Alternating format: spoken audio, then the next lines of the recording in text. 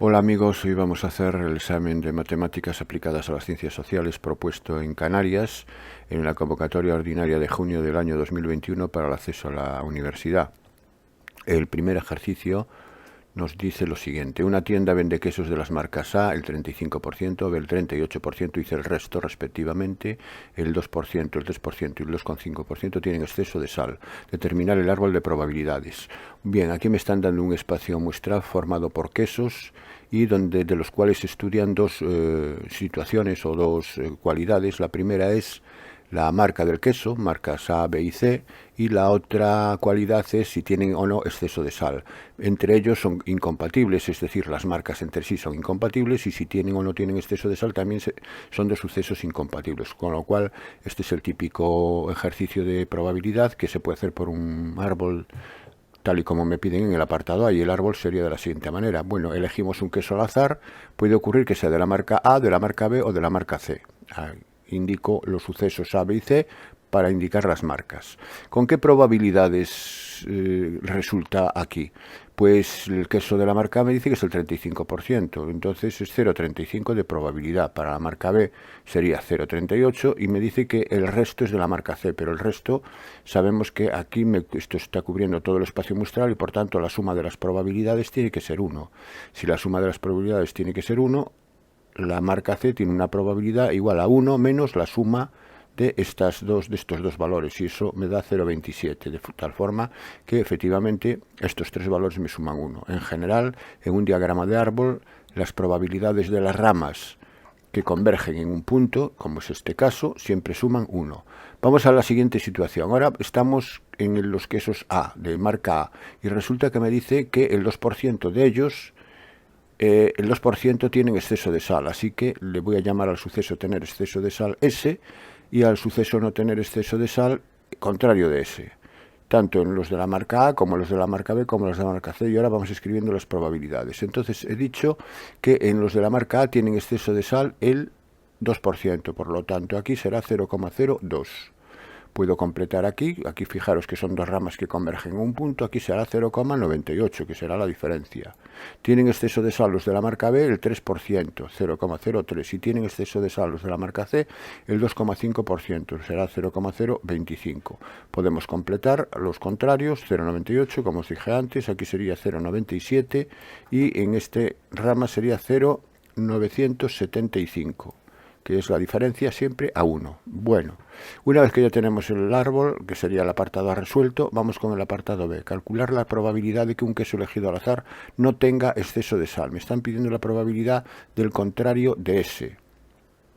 La probabilidad del contrario de S puede darse en tres situaciones, es decir, puede ser contrario de S de la marca A, o que no tenga exceso de sal, contrario de S de la marca B, o que no tenga exceso de sal, contrario de S de la marca C. Eso es la unión de tres sucesos incompatibles cuya probabilidad es la suma de cada una, la suma de las probabilidades de cada uno de ellos. Por lo tanto sería probabilidad de A y no tener exceso de sal, 0,35 por 0,98, más 0,38 por 0,97, que es en el caso de la marca B, y para el caso de la marca C es 0,27 por 0,975. Este resultado me va a dar 0,9748. Bien, ya tengo el apartado B resuelto. Este es un teorema de la probabilidad total. Ahora me pide el apartado C, me dice si un queso elegido al azar tiene exceso de sal. Aquí está claro que esta oración es una condicional, porque ya tengo un sí condicional aquí. Es decir, tengo un conocimiento previo, que es que el queso que yo he elegido tiene exceso de sal. Esa será la condición. Y a partir de ahí, me piden la probabilidad de que sea de la marca C. Por lo tanto, me están pidiendo la probabilidad de que sea de la marca C condicionado a que tenga exceso de sal, condicionado a S, que era el suceso tener exceso de sal. La probabilidad de una condicionada es la probabilidad de que sucedan los dos sucesos al mismo tiempo, es decir, de la intersección de C y S, partido por la probabilidad de la condición, que es S. ¿Que ocurra C y S a la vez? Pues vamos al árbol y sería C y S a la vez es 0,27 por 0,025. Y la probabilidad de S, si lo hacéis directamente, sería por A por B o por C, como hicimos para S contrario, pero como la probabilidad de S es 1 menos la de su contrario y la de su contrario lo tenemos en el apartado A, es mucho más rápido ya hacerlo por el suceso contrario que no hacerlo de forma directa. Así que será probabilidad de S es 1 menos la probabilidad del contrario de S, pero la probabilidad del contrario de S es 0,9748. Bien, y haciendo este producto y la diferencia y dividiendo, el resultado ahí lo tenemos, con lo cual está resuelto el primer ejercicio de la opción A. Vamos al ejercicio 2 de la opción A. Me dice, con base en los datos proporcionados por una muestra aleatoria de una población, se desea estimar la proporción de votantes a un determinado partido político. Si de una muestra de 750 personas 300 dicen que lo votan, calcular con un nivel de confianza del 97% un intervalo para la proporción de votantes de la población a ese partido. Bueno, esto hay que saberse la fórmula del intervalo de confianza para una proporción a partir de una muestra n de 750, ese es el tamaño de la muestra, n 750, y la probabilidad muestral, la proporción muestral de votantes que van a votar al partido será 300 entre 750. A la proporción muestral la represento por P circunflejo, esto sería 3 séptimos. Bueno, a partir de aquí me dice que el intervalo que yo estoy buscando ha de tener un nivel de confianza del 97%. Eso quiere decir que 1 menos alfa, el parámetro alfa, que es el nivel de significación, es del intervalo es 0,97.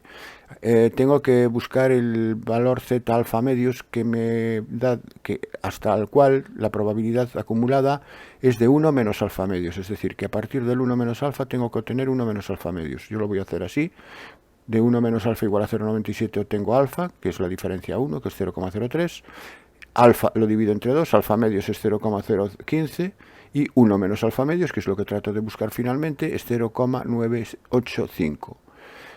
Pues el z alfa medios que me aparece en la fórmula del intervalo de confianza para la proporción es aquel valor cuya probabilidad acumulada en la distribución normal Z01, la tipificada, es 0,985, es decir, probabilidad de Z menor que Z alfa medios, o menor o igual, da igual, aquí es 0,985. Pues entonces tengo que ir a la tabla, voy a la tabla y busco entonces el valor, vamos a ver, 0,985, aquí lo tengo, y 0,985 proviene del valor de Z 2,1 en la columna del 7, es decir, 2,17.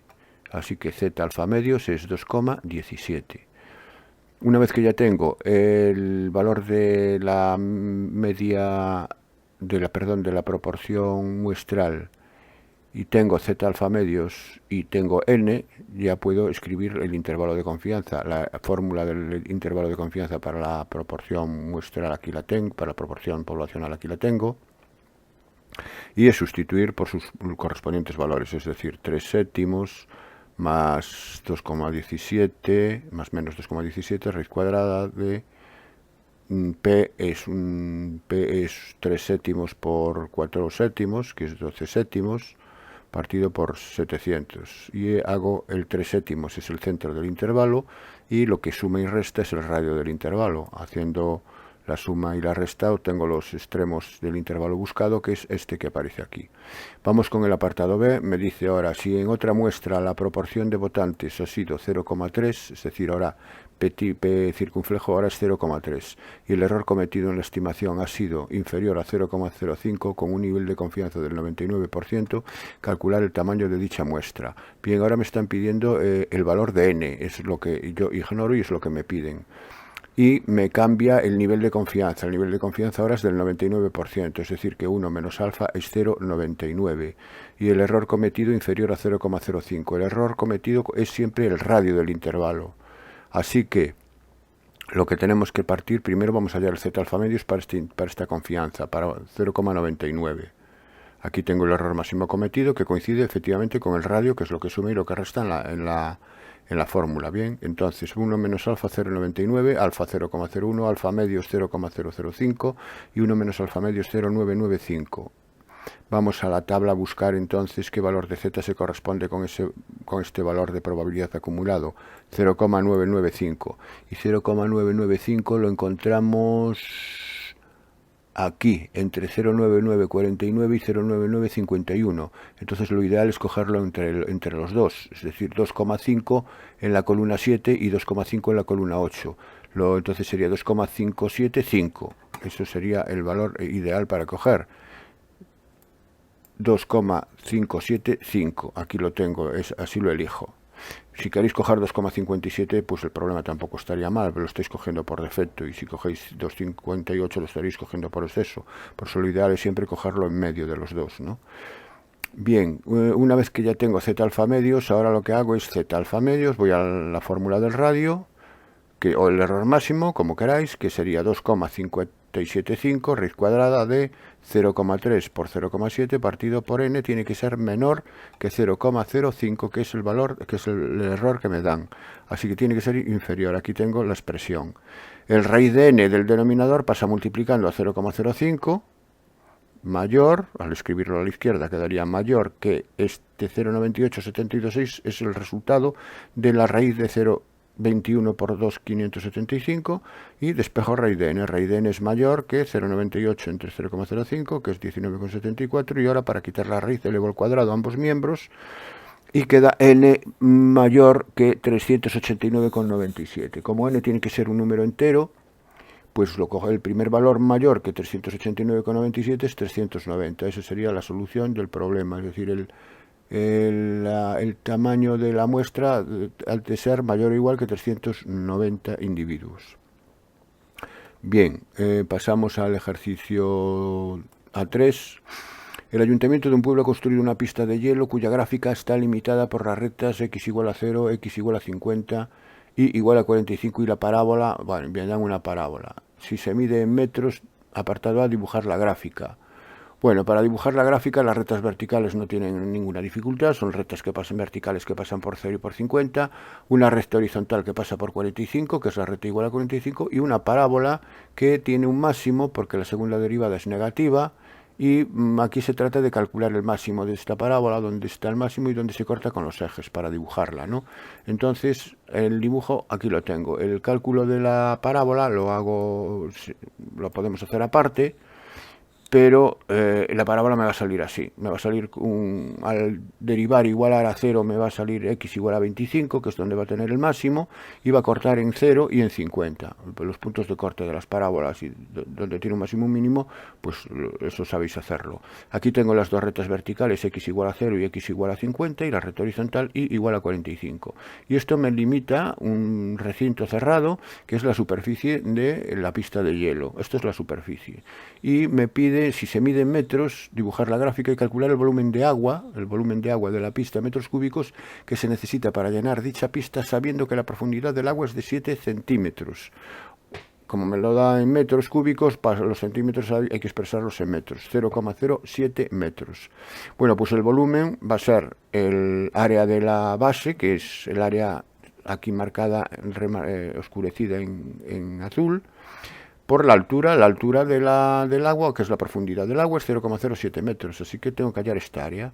Esta área la voy a hacer pues por integrales definidas, porque fijaros que es la integral entre 0 y 50, que son los extremos a la izquierda y a la derecha del área, de la función que está por encima, que es y igual a 45, menos la que está por debajo, que ahora es la parábola.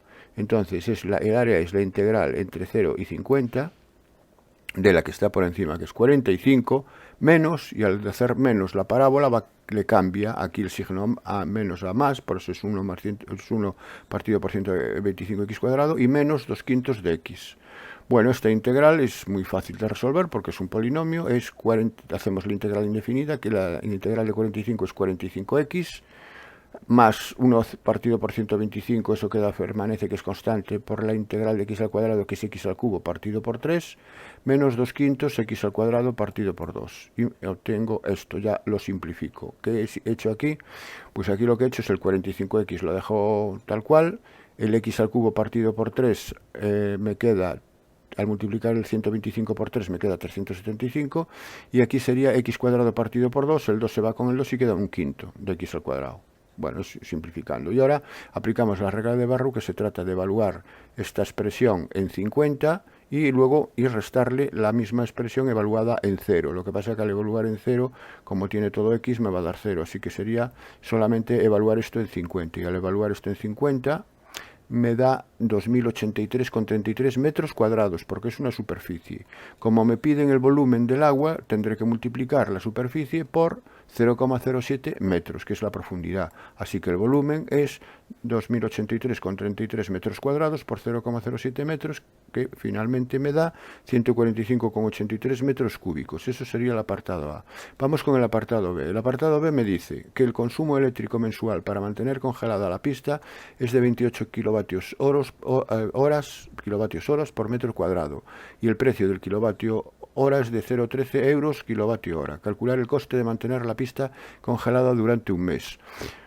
Bueno, pues si por cada metro cuadrado la pista, para el mantenimiento del consumo eléctrico es de 28 kilovatios hora, como tengo 2083,33 metros cuadrados, el consumo eléctrico será este valor, 2083,33 multiplicado por 28. Así que aquí lo tengo, 28 kilovatios hora partido por metros cuadrados multiplicado por los 2083,33 metros cuadrados. Los metros cuadrados se me van y me quedan kilovatios horas, es decir, 28 por esto, y 28 por eso me da 58.333,24. Estos son kilovatios hora. Como me dice ahora que el precio del kilovatio hora es de 0,13 euros, ¿cuánto cuesta mantener la pista? Pues tendré que multiplicar el total de kilovatios hora por 0,13. Estos son problemas lógicos. Es un problema de lógica. Pues al multiplicar por 0,13, ahora el resultado evidentemente son euros.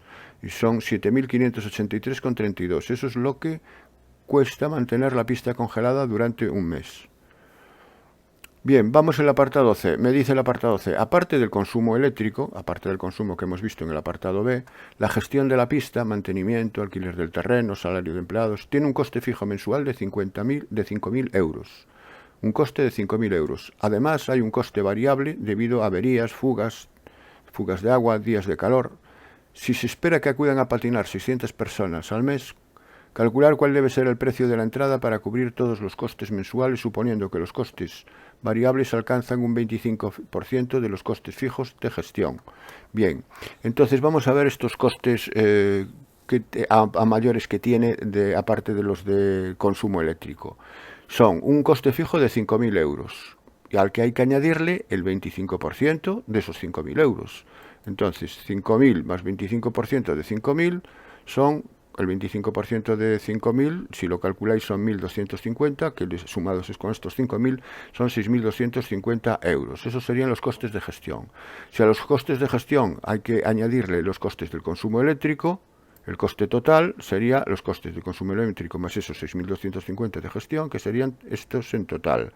Y entonces, como van a patinar 600 personas, para saber lo que tengo que cobrar a cada persona para cubrir esos gastos, tendré que dividir esta cantidad entre 600 para saber a cuánto le corresponde a cada persona. Al dividir entre 600, obtengo 23,5 euros, que es el precio de entrada que tengo que exigirle para cubrir dichos gastos totales del mantenimiento de esta pista de hielo. Bueno, como podéis comprobar, es un problema donde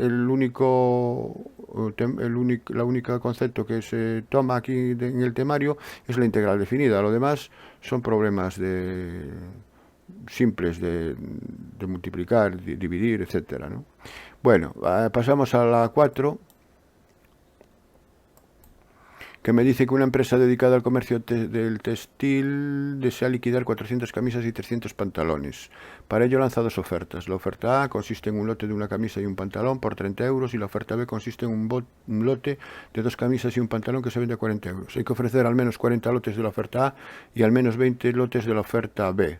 Bien, formular correspondiente problema de programación lineal. Bueno, pues hay que llamarle X al número de lotes de la oferta A e Y al número de lotes de la oferta B. Eso es lo primero que tenemos que hacer. Lo siguiente, pues escribir las restricciones. Me dice que la oferta A, es decir, que son el número consiste en una camisa y la oferta B en dos camisas. Entonces el número de camisas que voy a utilizar son una por cada lote tipo A y dos por cada lote tipo B. Entonces en total tendríamos X más 2 y camisas.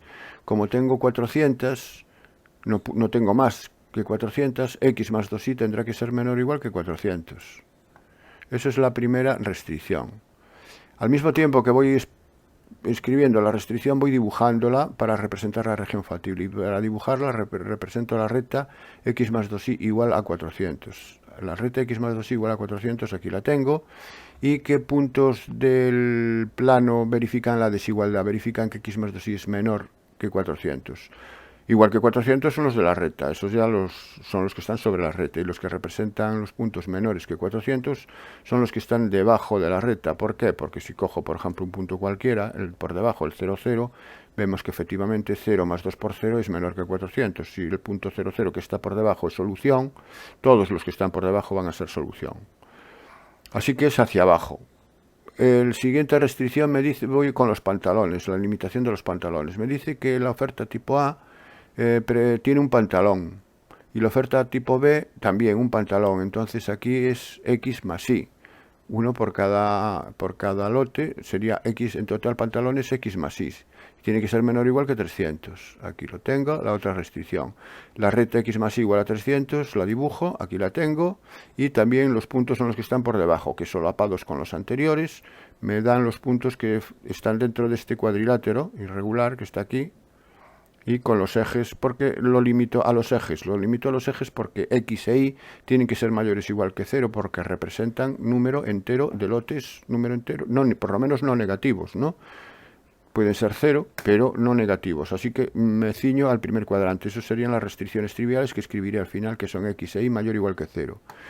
Vamos a ver si hay más restricciones. Me dice que hay que ofrecer al menos 40 lotes de la oferta A, es decir, que x tiene que ser mayor o igual que 40. X mayor o igual que 40, dibujar la recta x igual a 40. La recta x igual a 40 es una recta vertical y como son los mayores que 40, aquí a la derecha son los que están a la derecha. Por tanto, si x es mayor o igual a 40, la restricción x mayor o igual que 0 ya va de suyo, porque si x es mayor o igual que 40, necesariamente x es mayor o igual que 0, no hace falta ni mencionarla. Y me dice que al menos tengo que vender 20 de la oferta B, ofrecer 20 de la oferta B al menos. Es decir, que Y tiene que ser mayor o igual que 20. Pues lo mismo, si es mayor o igual que 20, Y tiene que ser mayor o igual que 0. Y mayor o igual que 20 es representar la recta Y igual a 20. La recta Y igual a 20 es una recta horizontal que pasa por el eje de la axis por el 20. Y los puntos que están por encima. Son los puntos mayores o iguales que 20, son los que están por encima. Finalmente, la región factible me queda este cuadrilátero limitado por este segmento rojo, el segmento amarillo, el segmento azul y el segmento verde, que lo voy a oscurecer.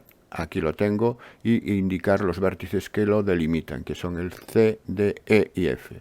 Esto entonces es la región factible, aquí la tengo representada, es decir, que todos los puntos que están aquí dentro, incluidos los que están en los lados, verifican las 4 restricciones aquí indicadas.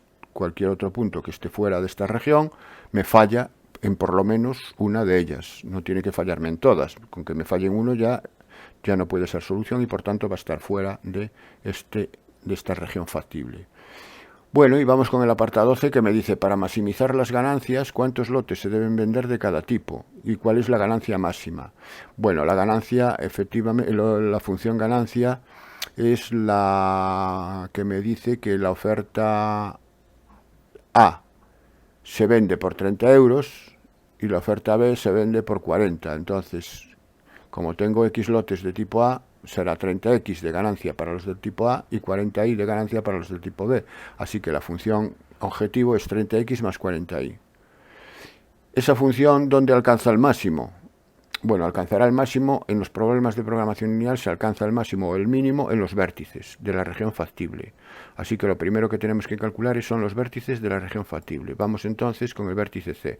Los vértices son siempre intersecciones de rectas. La intersección de la recta x igual a 40 con la recta x más 2y igual a 400, que es la recta verde. Siempre trabajamos con sistemas de ecuaciones lineales, con igualdad. La desigualdad aquí ya no nos hace falta para nada. La desigualdad solamente nos hace falta para comprobar la región, la zona de superficie por donde se solapan todas las restricciones. Aquí ya vamos a trabajar con las igualdades. Si x es igual a 40 y 2y es 400 menos 40 es 360, pues creo que es 180. Así que el punto es 40, 180. Efectivamente, aquí tengo el punto C. Bueno, yo en la resolución del sistema ya no me voy a detener mucho porque son muy fáciles de resolver, ¿no? El punto D es la intersección de la recta azul con la recta verde, que sería la intersección de x más y igual a 300 con x más 2 igual a 400. Esto fijaros que lo podéis restar. Si restáis la segunda ecuación de la primera, las x se anulan y queda 2y menos y es y, 400 menos 300 es 100, queda y igual a 100, y si es igual a 100, x es igual a 200. Esto ya se hace sin necesidad prácticamente de escribir, es 200, 100, ese sería el punto D. El punto E es x es y igual a 40 y igual a 20, perdón, que es la recta igual a 20, con la recta azul, ¿no? Que la recta azul es x más igual a 300 y es igual a 20, x es 300 menos 20, 280, pues de 280 a 20. Y el punto F es el 0, 0. El punto F realmente no va... Ay, perdón, no es el 0, 0. No, perdón. Es el punto F es el punto que pasa por x40 e y20. Es el 40, 20. Ese es el punto F, el 40, 20. El punto 0, 0 está aquí. Es el eje es el origen de coordenadas. No es F. Bien. Bueno, pues ya tengo los vértices, uno de ellos va a ser la solución del problema. ¿Cuántos lotes se debe vender de cada tipo? ¿Cuál era la función beneficio? La que dije antes. Aquí la tengo, le llamo G. Función beneficio es 30x más 40y. Pues tengo que sustituir la función beneficio en los puntos que he obtenido al calcular los vértices. Empiezo en el 40-180 y G de 40-180 es 30 por 40 más 40 por 180. Eso me da 8.400 euros. Voy con el punto D, G de 200, 100, pues es sustituir x por 200 e y por 100, 30 por 200 más 40 por 100, 10.000 euros. Análogamente para el punto E, que es el 280-20, al hacer la sustitución, 9.200 euros. Y para el punto F, que es el último, pues 2.000 euros. ¿Cuál es el que me produce el mayor beneficio, la mayor venta, o los mayores ingresos en este caso? Pues los mayores ingresos me los produce esta solución, en la que me produce 10.000 euros en la venta. Así que sería ofertar 200 lotes tipo A y 100 lotes tipo B. ¿Cuántos lotes se deben vender? Se deben vender 200 tipo A y 100 tipo B. ¿Y cuál es la ganancia máxima? La ganancia máxima son 10.000 euros. Esa sería la solución de nuestro ejercicio. Aquí tengo la solución ya escrita. Bien, pasamos al ejercicio número 5 del la. Perdón, ya para el la ya hemos acabado. Pasamos ahora a la opción B. Primer ejercicio de la opción B. A partir de una muestra de 81 adultos, se estima que la media de horas semanales dedicadas a hacer ejercicio está entre 3.608 y 4.392 horas, ambas incluidas, suponiendo hipótesis de normalidad con una desviación típica de 9,5 horas. ¿Cuál es la media muestral obtenida? Bueno, pues aquí me están dando estamos trabajando sobre una variable aleatoria que es la media de horas semanales dedicadas a hacer ejercicio. Y me dicen que a partir de una muestra de 81 adultos, con esta muestra de 81 adultos, la media de las horas semanales está en el intervalo 3.608-4.392. Y me piden la media muestral obtenida para llegar a esta afirmación. Bueno, la media muestral es siempre el centro del intervalo. Como el intervalo viene dado por estos extremos, la media muestral es el centro, y como tal centro es la suma de los extremos partido por 2. Así es como se calcula la media muestral. Y esto me va a dar 4 horas, porque esto venía dado en horas, ¿no? Por tanto, el resultado son 4 horas. Pues ya estaría el apartado A resuelto. ¿Cuál es el nivel de confianza utilizado? Bueno, para hallar el nivel de confianza, como sé que la media muestral, conozco todos los datos, la media muestral, y conozco el radio. ¿El radio quién va a ser? El radio va a ser el extremo, uno de los extremos menos el centro, que es 4 con 392 menos 4. 4 menos 392 menos 4 es 0,392. Eso va al radio. El radio es z alfa medios por sigma partido raíz de n. Es decir, que tengo en el apartado B el radio. Calculo el radio. El radio, como decía, es el extremo de la derecha menos el centro. Por ejemplo, otra forma de calcular el radio es restar los dos valores, los dos extremos del intervalo, restarlos y dividir por 2. Eso sería otra forma. Yo lo voy a hacer así, restando el centro. Y me da 0,392. Y 0,392 lo identifico con el radio de la fórmula, que es z alfa partido por 2, por sigma, que es 9 quintos, partido por raíz de n, que es raíz de 81. Bueno, pues haciendo operaciones aquí, despejo z alfa medios y z alfa medios me da 1,96. Pues para saber cuál es el nivel de confianza tengo que obtener 1 menos alfa. Del z alfa medios, ¿qué información obtengo aquí? Pues sé que la probabilidad de z menor o igual que 1,96, repito, la probabilidad de que z, que es la normal tipificada 0,1, sea menor que 1,96 va a ser igual a 1 menos alfa medios. Así que aquí la tengo.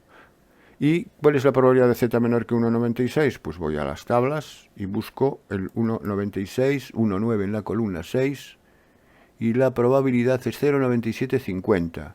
Así que aquí sería que 1 menos alfa medios es 0,9750. Si 1 menos alfa medios es 0,9750, despejo alfa medios, que es 0,0250, le resto 1, y el alfa, alfa es 2 por 0,0250, es decir, que alfa es 0,05. Como el nivel de confianza viene dado por 1 menos alfa es 0,95. Esto quiere decir que el nivel de confianza pedido es del 95%. Bueno, apartado C.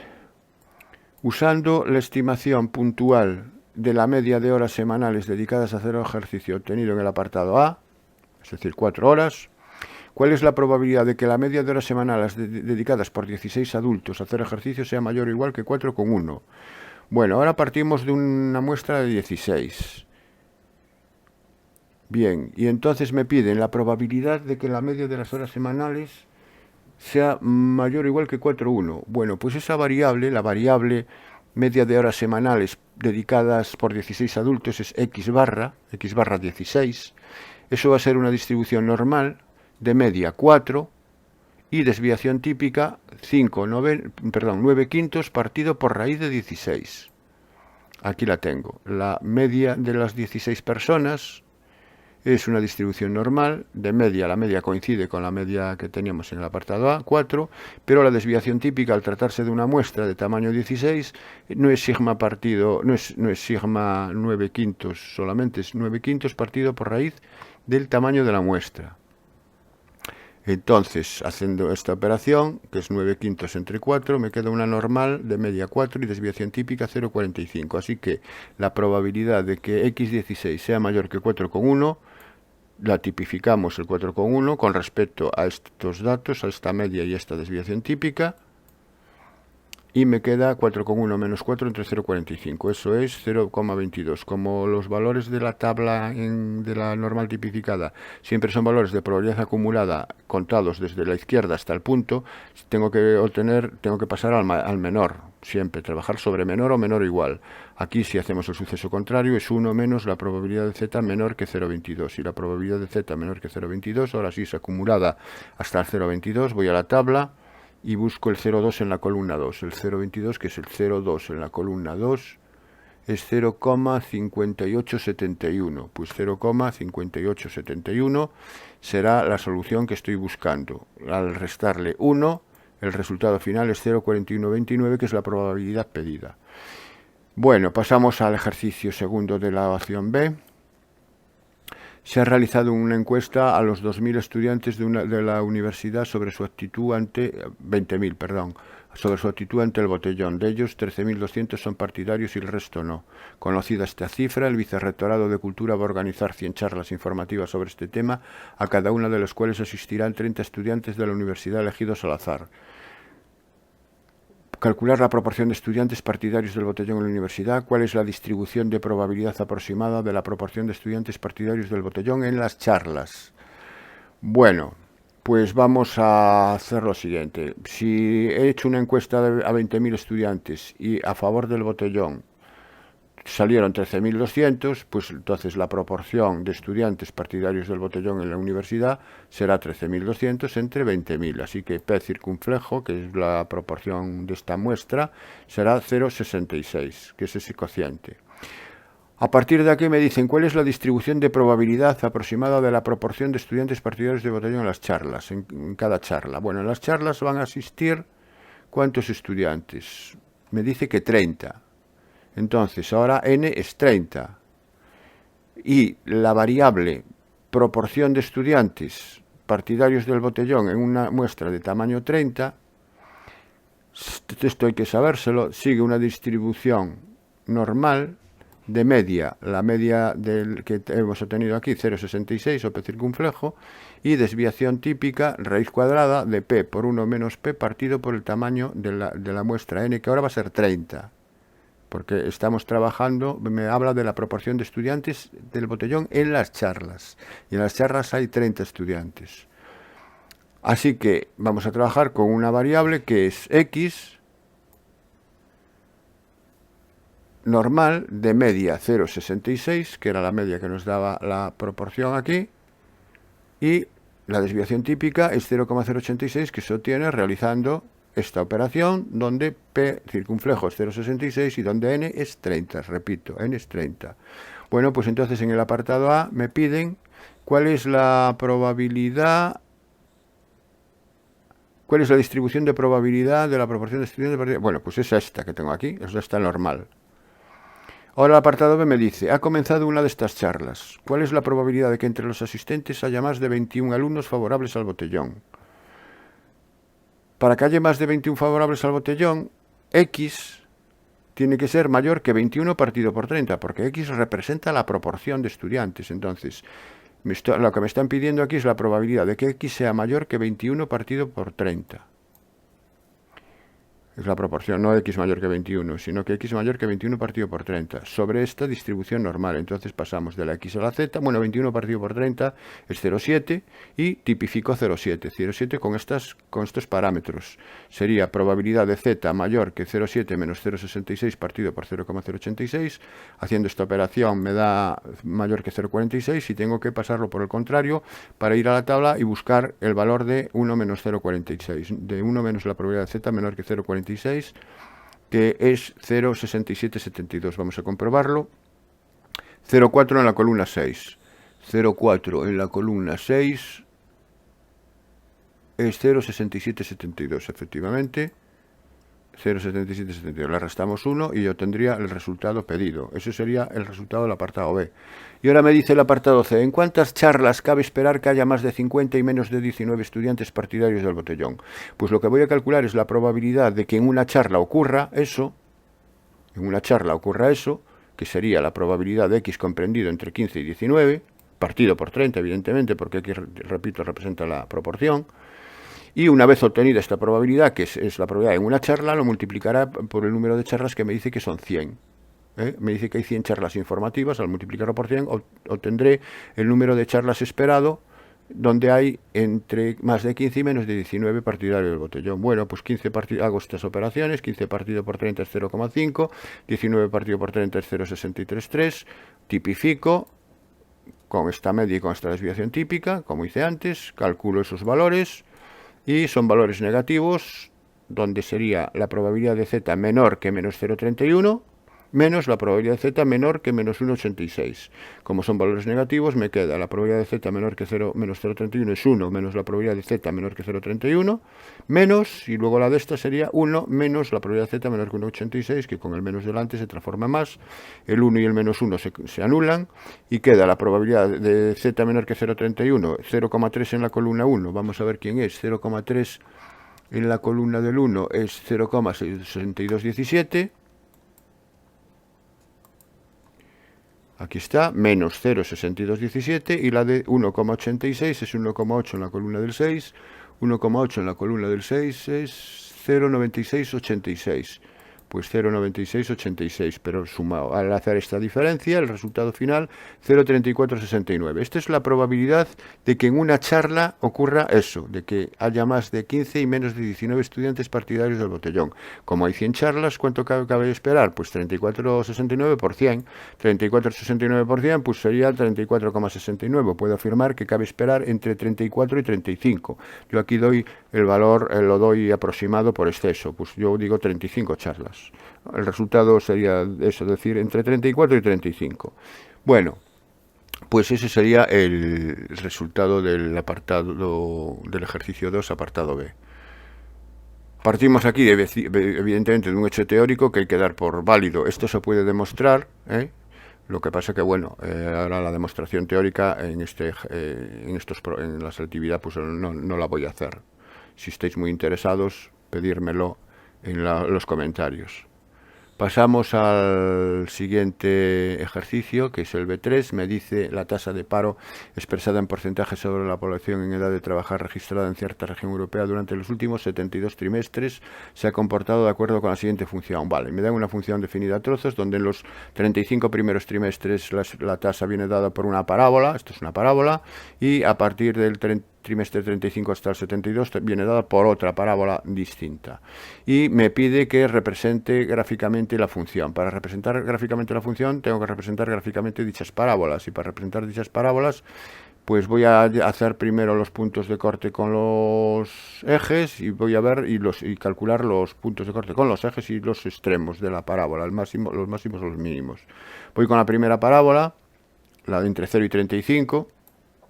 Y esta parábola se corta con el eje de las x cuando se resuelve la ecuación 4x al cuadrado menos 80x más 1025 igual a 0, porque en el eje de las x la y es igual a 0, y al resolver esta ecuación, pues ya lo he hecho ya aparte, utilizando la fórmula, la ecuación de segundo grado, resulta que el discriminante, que es 6.400 menos 16.400, es negativo, y si esto es negativo, esto no pertenece a R, y por lo tanto puedo afirmar que no hay puntos de corte con los ejes de las X. ¿Hay puntos de corte con el eje de las Y? Con el eje de las Y es sustituir X por 0, y si sustituyo por X por 0, ¿qué me da Y? Me da 1025 entre 125, y 1025 entre 125 es 8,2. Así que el punto 0,8,2 corta al eje de las Y. Por otra parte, puedo afirmar que tiene un mínimo. ¿Por qué tiene un mínimo? Tiene un mínimo porque la segunda derivada es... La primera derivada aquí me queda 8x menos 80. La segunda derivada es 8.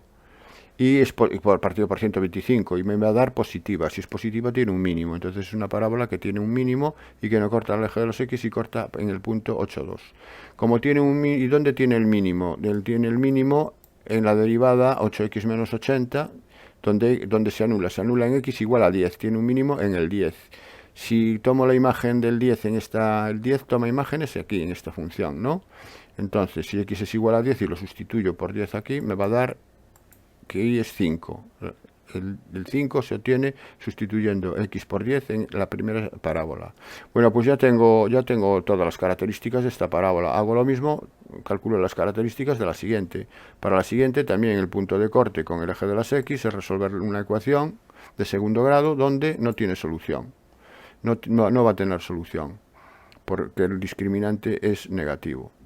Luego hago la derivada y la igualo a 0. Al hacer la derivada igual a 0 me queda 26x menos 1560. Y 26x menos 1560, si lo igualo a 0, al despejar x me sale que x es 60, que forma parte efectivamente del dominio de dicha parábola. Entonces ahí va a haber un mínimo también. Va a haber un mínimo porque la segunda derivada es positiva igualmente. Así que va a haber un mínimo 60.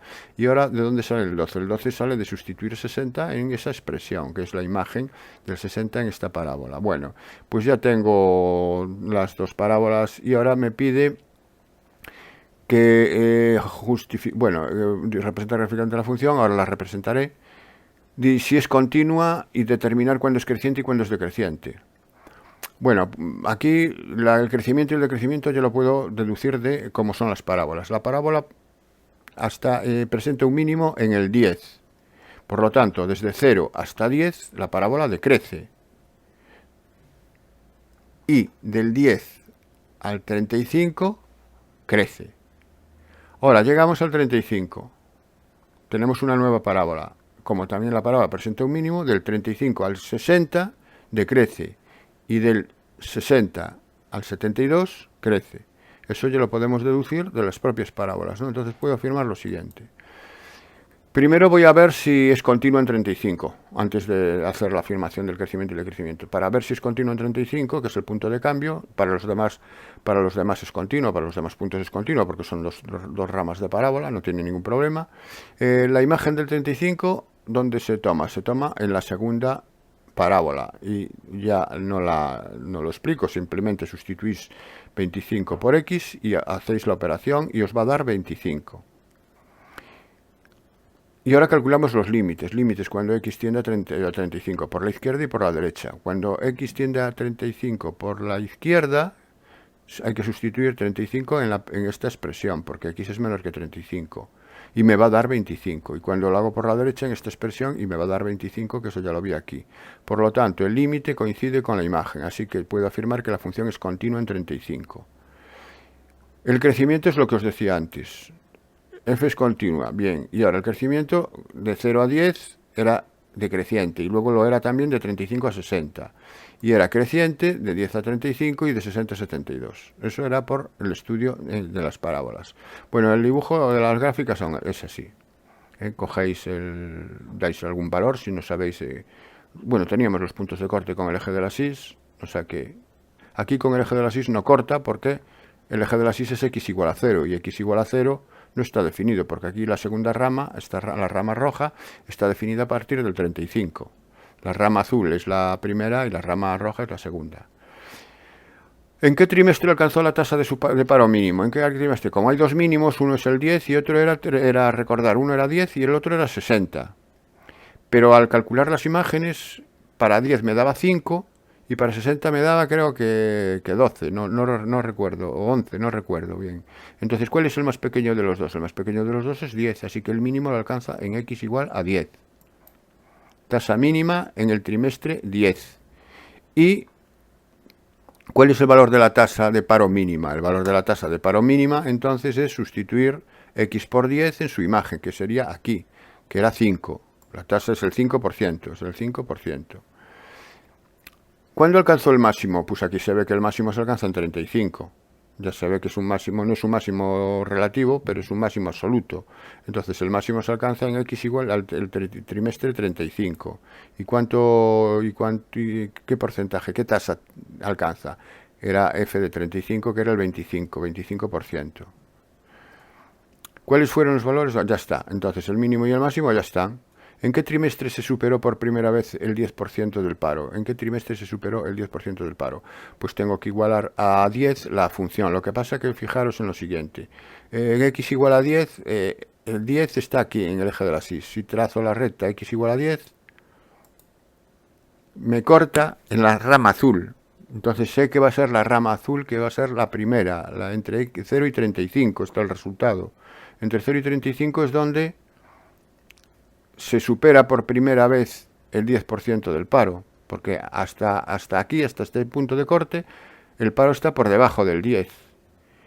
Entonces, es igual para saber cuál es este punto de corte, es igualar a 10, que es la recta igual a 10, la recta 4x al cuadrado más 80x menos 1025.